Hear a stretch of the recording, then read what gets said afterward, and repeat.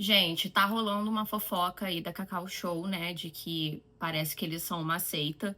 E eu queria reagir isso aqui com vocês, porque eu ainda não vi nada sobre, então vamos vir juntos e tirar as nossas próprias conclusões. Já vai se inscrevendo aí no meu canal, não deixe de curtir para impulsionar o vídeo e me ajudar a atingir os 1.000 inscritos. Bora lá!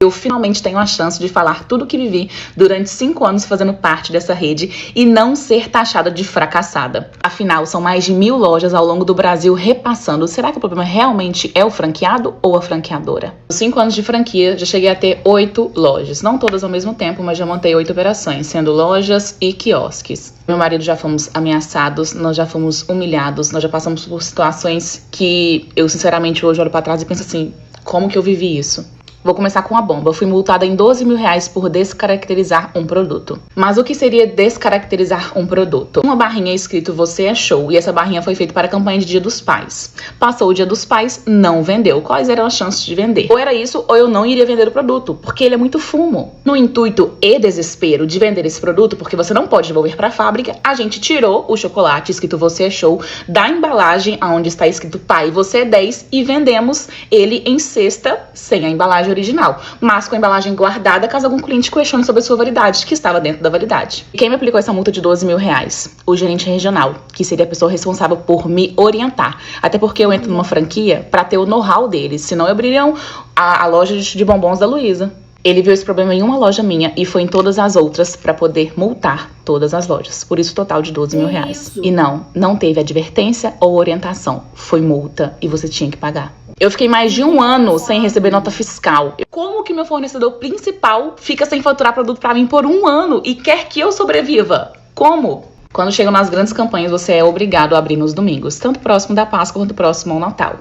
E se você não abrir, você toma multa. A questão é que não é só você abrir a loja, você precisa ter vendas. Por quê? Se você não tem vendas, no sistema deles consta que sua loja não foi aberta. Você não é o dono da sua loja, você é funcionário dessa franquia. E se ela determina que você tem que abrir no domingo, você tem que abrir. E teve uma vez que eu não tive vendas, porque não tinha ninguém na rua, e o meu consultor me pediu uma filmagem para eu falar o horário e a data. Meu irmão, eles estão de sacanagem, né? Eu pago por uma franquia que não é barata. Abrir uma franquia da Cacau Show deve ser pra mais de R$100 mil. E eu ainda tenho que ser empregada dos outros. Eu ainda tenho que ficar recebendo... Gente, não... o pessoal aguenta muito e ainda é simpático. Para realmente comprovar a ele de que eu estava com a loja aberta. Porque só as imagens na câmera pra ele não foi suficiente. Essa aqui é boa.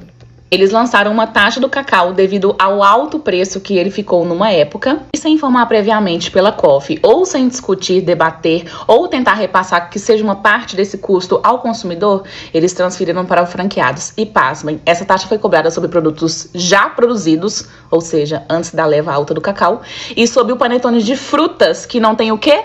Cacau. Ainda falando sobre panetone, vocês sabem que a variedade do panetone ela é imensa. Só que em todas as lojas que você for dessa rede, o panetone vai vencer ou no final de janeiro ou no final de fevereiro. E não é porque ele vai vencer não, porque o panetone fica na Americanas o ano inteiro. É porque eles forçam o franqueado a não vender esse produto após janeiro. Ou seja, nenhum franqueado vai vender produto vencido. Mas ele não tá vencido, não sei se deu pra entender. E pra quem fala que não existe perseguição, existe sim. Meu marido uma vez participou de uma reunião, ele e o gerente regional. Aquele mesmo gerente que me deu uma multa de R$12 mil. Nessa reunião, a gente já tava com alguns boletos acumulados e queríamos da melhor forma tentar resolver a situação. Não estávamos recebendo o produto, não estávamos, ficamos por 1 ano assim. E ele falou pro meu marido assim, por que você não vende esse carrão seu? Na época a gente estava com 5 lojas ativas e não era uma próxima da outra. A gente precisava de um carro grande, porque as caixas de Natal e Páscoa são enormes. Então a gente precisava de um meio fácil e a gente tinha uma estrada, depois a gente trocou numa Toro, só que ela era financiada. E ele não sabia. Não, mas olha só, gente, se fosse do seu bolso à vista, o que o gerente regional tem a ver com isso? E querendo falar com você como se você fosse um mero subordinado, sendo que você investiu dinheiro pra ter aquela loja. Cara, isso é um absurdo. Disso. Sabe o que ele queria? Ele queria resolver a situação da franquia, da franqueadora, né? Que a gente pagasse o boleto e, assim, como que a gente ia pagar, se a gente ia ficar andando a pé, de ônibus, ele não estava nem aí. Ele só queria resolver a parte dele, porque as pessoas são egoístas a esse ponto. Porque a gente tá falando de uma franquia milionária, mas eles querem resolver só o problema deles. E você que confiou na marca, que depositou tempo, depositou sonho, depositou investimento, depositou tudo, eles estão um pouco se lixando. Beleza, vamos agora pra parte 2. Eu já estou irritada daqui da minha casa, que nem tem uma franquia, mas que absurdo. Isso aqui é uma palhaçada. Doida minha listinha de tudo que vivi durante 5 anos fazendo parte de uma grande rede de franquias de chocolates finos no Brasil. Vocês precisam entender que tudo que eles fazem dentro de uma franquia é uma... Gente, chocolate fino, legal, beleza. Cacau Show é uma merda. Eu odeio Cacau Show. Eu não sei porque que as pessoas gostam de Cacau Show, porque eu acho muito ruim e caro. Então, assim... Por isso aqui que ela já tá falando, por muito menos já pode até fechar essas lojas que ninguém liga, que é ruim. Existem os famosos testas de ferro que vão contar pra vocês, logo que você entra, os casos de sucesso. Logo que eles estavam investindo, começou a dar muito ruim, quando pensou em desistir, se transformou e virou uma borboleta e começou a voar. Existem essas pessoas e eles são feitos para mostrar a você de que a franquia dá sucesso, mas ela não dá. Pessoas assim, que mostram uma realidade real. E além dos testes de ferro, também tem os famosos puxa-saco, que existem em todo quanto é lugar, né? E eu vou dar um exemplo pra vocês logo que eu entrei do que aconteceu. Eu paguei a taxa de franquia, eu tinha um prazo pra escolher um ponto, que eu queria fazer uma loja do zero, eu não queria pegar uma loja de repasse. E quando eu tava tentando buscar uma loja do zero, numa avenida muito movimentada aqui de Belo Horizonte, lá na região de Venda Nova, eu apresentei, acho que sem brincadeira, uns 4 pontos e todos foram negados. E se você não abrir uma loja do zero ou não pegar uma loja de repasse nesse prazo, o valor que você investiu na taxa de franquia vai embora. E acabei pegando uma loja de repasse ali no edifício Maleta e logo depois abriram uma loja. Sabe onde? Na avenida que eu tava buscando.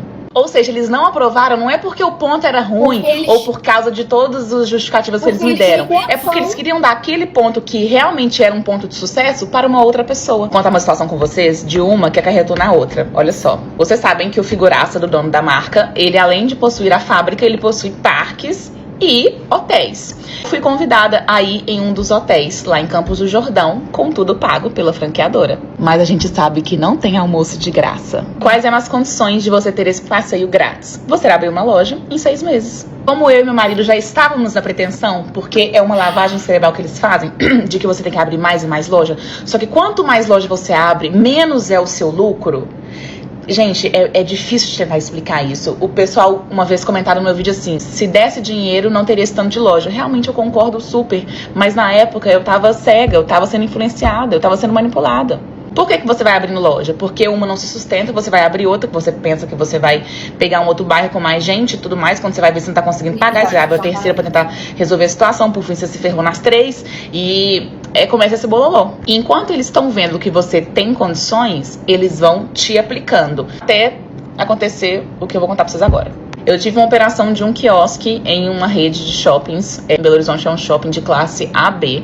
E eu tive um quiosque que performou por 6 meses de uma forma, assim, muito boa. Eles fazem um teste do ponto por 6 meses, logo depois você precisa virar oficialmente uma loja. Então, o que eu fiz? Passou o prazo de 6 meses, comprei os móveis fiéis para um ponto de quiosques e fiz essa mudança. Quem tá nesse ramo sabe que contratos em shopping de quiosques são só por 30 dias. Ou seja, ambas as partes podem reincidir nesse prazo de 30 dias. Quero sair 30 dias, eu devolvo o ponto. O shopping quer me tirar? 30 dias ele me tira. Sabe o que aconteceu comigo? Por um interesse mútuo do shopping e da franquia, eles me tiraram de lá. Por quê? Eles queriam fazer uma loja deles nesse shopping de público AB. Só que se eles fizessem isso e eu estivesse lá, precisavam comprar a minha loja. Para não comprar a minha loja, eles simplesmente, o shopping desfez o contrato comigo e eu tô com esse quiosque, inclusive, guardado até hoje lá em casa. E por que eles fizeram isso? Porque eles queriam uma loja lá, eles não queriam shopping. E eles entenderam que o meu faturamento era suficiente para abrir uma loja. Mas veja bem que há uma diferença enorme entre faturamento e lucro. Faturamento não é lucro. O meu lucro nunca daria para pagar um aluguel de uma loja. O aluguel do meu quiosque era de 8 mil reais. O aluguel de uma loja lá é 20 mil reais. Tava tudo novo, tinha 30 dias que eu tinha inaugurado e eu tive que retirar toda a minha operação e sair fora. E pergunta se alguém da franqueadora me ajudou. Pra fechar esse vídeo, poderia até fazer uma parte 3, mas falando de um dos motivos de eu ter quitado todas as minhas dívidas, porque o resto tá tudo explodindo. Hoje eu acumulo uma dívida de mais de 2 milhões de reais. Meu Deus do céu. Gente, é muito difícil falar isso, porque é uma vida trabalhando, sabe? São sonhos envolvidos, são famílias envolvidas.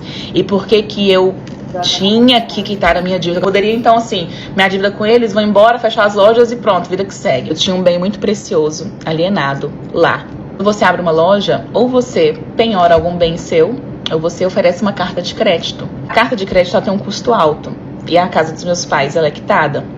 Então eu pensei assim, por que não?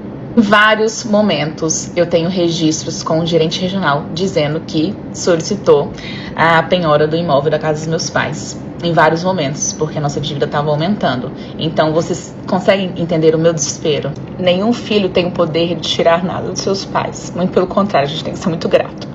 E era um peso muito enorme que eu carregava, porque em vários momentos o gerente regional falava que já tinha solicitado a penhora da casa dos meus pais, porque a gente não tinha como pagar a dívida, não tinha. Gente, você já tá endividado, é um turbilhão de coisas passando pela sua cabeça, e ainda vem um cara desse, filho de um, e faz esse terror psicológico ainda. Porque todo mundo sabe o valor que tem a casa de uns pais. Todo mundo deveria saber, pelo menos assim eu espero. Assim, eu jamais... não dá pra julgar ninguém, mas dar a casa dos seus pais, porque não é nem a sua, é a dos seus pais, pra penhora cara, ainda mais em negócios que tem muito risco, sempre pode dar errado, a gente nunca abre achando que vai acontecer, mas cara, muito arriscado. Não deveria saber o valor que tem. E foi esse o ponto que eles descobriram que era o nosso calcanhar de Aquiles. E era nesse ponto que a todo momento que a gente relutava por não pagar a dívida, tentar renegociar de alguma forma, eles vinham e falavam que ia penhorar a casa dos meus pais. Eles merecem todas as reportagens que estão passando. Eles merecem toda a exposição. Eles fizeram por onde? Aqui se faz, aqui se paga. Deus é justo. Sem palavras. Sem palavras. Pra mim é boicote nessa loja. Porque, assim... Que atrocidade, cara. Que, assim, a gente tá falando de negócios, né? De dinheiro. E quando a gente fala de dinheiro, isso mexe muito com as pessoas, né? Tem aquele ditado que diz... A gente só conhece alguém quando a gente dá dinheiro e poder na mão dessa pessoa. E é isso. Não quer saber, né? Se você quebrou, se não deu certo. Eles querem as dívidas deles, paga, né? E, enfim... Ninguém é amigo de ninguém, mas... Nossa, cara, que situação. Assim, se meu pai... eu tivesse penhorado uma casa de um pai ou de uma mãe, eu estaria em pânico. Sei lá, já não sei nem. Tem uma chuva de comentários sobre esses temas e eu vim aqui explicar melhor um por um pra vocês. Como que eu cheguei a ter 8 operações se era um negócio muito ruim? Agora senta que eu vou te explicar. Essa grande rede de franquias, quando você entra, você tem a oportunidade de fazer teste dos pontos, denominado ponto extra, que consiste em, você visualiza um ponto, você faz uma loja, uma operação temporária por 6 meses com móveis alugados e se realmente for rentável no final desses 6 meses, você oficializa virando uma loja com os móveis comprados, com todo o padrão que a marca tem. A minha primeira loja foi de repasse. Quando nós abrimos a primeira loja, logo após 6 meses, a gente pensou em ter essa perspectiva de ter um ponto extra. E fomos super apoiados pelo nosso consultor. Consultor esse que está na franquia para nos orientar. E se ele, com o conhecimento dele e da marca, não julgasse ser um bom momento, quem deveria ter orientado era ele. E quem deveria não ter aprovado o ponto era ele. E se foi aprovado, a gente entendeu que a gente estava no caminho e que ia dar muito certo, porque você confia no negócio. Pensando que era 2020. Pandemia. Então pensem o caos que estava o comércio. E mesmo assim, a gente abriu essa segunda operação, que é o ponto extra. E eu vou só abrir um parênteses aqui agora. A conta não chega quando você tem uma loja. A conta chega quando você tá aqui no topo e eles te derrubam. Fiz esse teste por praticamente 2 anos. Teste esse que deveria ser por quanto tempo? 6 meses. Ela até que vendia, só que essa loja ela não iria sustentar o custo fixo de uma loja padrão. Ela só sustentou porque era um ponto extra. Você não tinha gasto com sistema, você não tinha gasto com publicidade, com rateio de mídia, você não tinha banner digital que normalmente não funciona, você não tinha visita de PEF para te aplicar multas, entre outros. Quando eu digo que tive 8 operações e não foram todas ao mesmo tempo, foram contabilizando também esses pontos extras e lojas que eu montei, não deu certo no ponto, remontei em outro lugar, como por exemplo, um quiosque que eu tinha num shopping que eu citei aqui no outro vídeo. Como eu tinha estrutura e eu não queria perdê-la e não tinha onde mais eu colocá-la em Belo Horizonte, eu coloquei no Carrefour, lá na Pampulha. E deu muito ruim. Tipo assim, vendia R$200 por dia. Como que a franqueadora liberou eu colocar esse quiosque, por mais que era um desespero? Melhor você colocar ali do que deixar na sua casa pegando poeira. Eu preferiria ter deixado na minha casa pegando poeira, porque hoje o Carrefour tem um processo em aberto comigo, porque eu não consegui sustentar e nem pagar o aluguel dessa operação. Como que você paga vendendo R$200 por dia? E quando eles te induzem a abrir novas lojas, eles falam que outro franqueado vai abrir e você vai dividir o seu público, consequentemente dividir as suas vendas. Eles fazem pressão de que é um ponto excelente, de que nesse ponto vai dar certo, nesse ponto você vai lucrar, nesse ponto na Páscoa vai ser imperdível. É essa manipulação que eles jogam na sua cabeça. Você, como confia na marca, você confia nas orientações deles. Duvido, se você ainda não acredita no que eu tô falando, de conversar com qualquer franqueado ou ex-franqueado dessa rede e perguntar se nunca houve pressão para abrir uma segunda loja. Porque acho que a maioria dos franqueados já tem segunda loja. Mas como que você deixou isso acontecer? Gente, eles prometem que você vai ter vendas. Eles prometem faturamentos absurdos. Vamos ver aqui os comentários, vamos ver o que as pessoas estão falando. Até hoje não entendi o surto da iogurte, acho que a Cacau Show será igual, chocolate bom mesmo é Lindt, concordo. Tudo que deu errado é culpa da marca, ela não teve culpa de nada, abriu outra loja, todo o erro foi da marca, e não dela que foi abrindo uma atrás da outra. A pessoa tá meio que com comentário passivo-agressivo aqui. Quem julga nunca foi nas reuniões da Inodê e da Mary Kay. Essas redes de chocolate só servem para uma coisa, lavar dinheiro de políticos corruptos. Pode ser.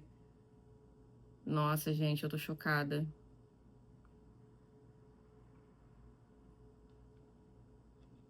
Olha lá, a menina falou, é Ruth Silva. Em um shopping de BH, na região central, quem for daqui vai saber. Tinha uma loja pequena deles, vivia vazia, não serem datas comemorativas. Aí agora fecharam. E abriu uma mega loja, provavelmente pelo que você fala. Era de um franqueado, aí a rede pegou o espaço e fez a loja grande, né? Caraca, cara.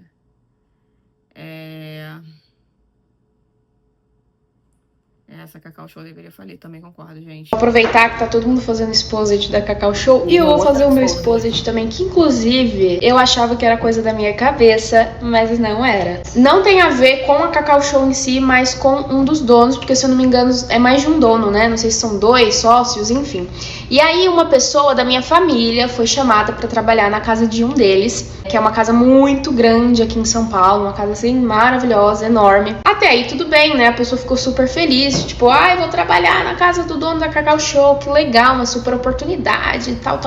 E essa pessoa ia trabalhar na parte da limpeza, né? Ela negociou, conversou diretamente com ele, porque primeiro ela entrou em contato com a mulher, mas quem resolve tudo é ele. Ok, tudo bem. O trabalho era o seguinte, né? Como empregada doméstica, de segunda a sexta, o dia inteiro, pra limpar aquela mansão sozinha, tá, meus amores? Por R$1.800. E ela tentou conversar, não tem como aumentar um pouquinho e tal, porque R$1.800, segunda a sexta, o dia inteiro limpando aquela casa enorme. Gente, a escravidão já acabou, né? Vamos tá avisando aí, porque as pessoas elas perderam a linha completamente. Esse país tá lascado. É muito pouco. E aí ele disse que esse era o valor que ele não podia pagar mais, tadinho. Não podia. Fiquei com dó até.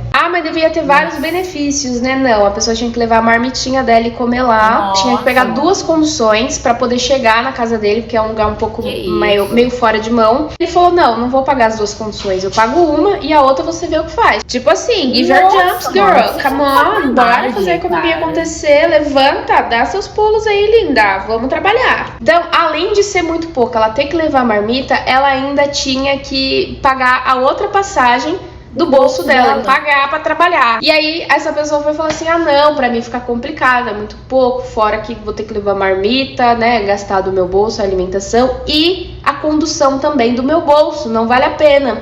Aí essa... Estamos falando de uma pessoa que mora numa mansão. Cara, é por isso que esses desgraçados têm dinheiro. Porque são mesquinhos, né? Economizam cada centavo às custas de outras pessoas que estão se ferrando para trabalhar para eles. Aí é óbvio, é fácil ficar rico, né? A pessoa foi e pediu uma oportunidade na fábrica ou em alguma loja Cacau Show. Ele falou assim, então, lá paga muito menos. É isso, na fábrica eu pago muito menos do que eu pago aqui pra trabalhar na minha casa. E a pessoa não quis, né? Porque assim, humilhação do caramba, você ralar o dia inteiro como empregada doméstica, limpando o vaso dos outros, limpando casa, enfim, gente, que vocês sabem como que é. R$1.800 menos passagem e alimentação, ela não quis. Simplesmente tem o direito de não querer e ela não quis. Sabe o que ele respondeu pra pessoa que indicou ela? Ah, ela não quer trabalhar não, porque se ela quisesse ela teria aceitado. E quando eu soube dessa história, eu pensei, nossa, que estranho, né? Sei lá, o cara paga pouco, será que é isso mesmo? Enfim, achei muito estranho, achei muito pouco, achei feio, mas aí eu segui a vida. E agora eu vendo todo esse exposed, pra mim, a conta tá fechando, tá fazendo muito sentido. Mas enfim, né? Esse é o Brasil que nós vivemos. A mentalidade da empresa vem da mentalidade dos donos, né? Faz completamente sentido. Ai, gente, nossa, tô irritada, tô irritadíssima. Comentem aqui embaixo o que vocês estão achando dessa história, qual é a opinião de vocês. Eu acho que a moça do vídeo anterior, obviamente houveram erros, né, de empreendedor, né, de investimento, assim, ela poderia mesmo, né, confiando no que a franquia fala. Obviamente eles vão falar qualquer coisa para vender mais, para fazer você botar mais dinheiro, para fazer você investir mais. Então eu acho que ela e o marido tinham que ter tido mais essa malícia, né? Mas é isso que ela falou ali também, né? Ninguém nasce aprendendo a empreender. A gente só vai, cai no meio do furacão e tenta, né? E aí é o que a gente vê várias pessoas aí quebrando, enfim, perdendo seus negócios, se afundando em dívida, porque realmente a gente não tem a menor instrução desde que a gente é criança, né? Então, comentem aqui o que vocês acharam disso tudo. E, ai, gente, não comprem Cacau Show, pelo amor de Deus. Além de ruim, ainda tem toda essa história por trás, não faz o menor sentido. É isso. Beijos.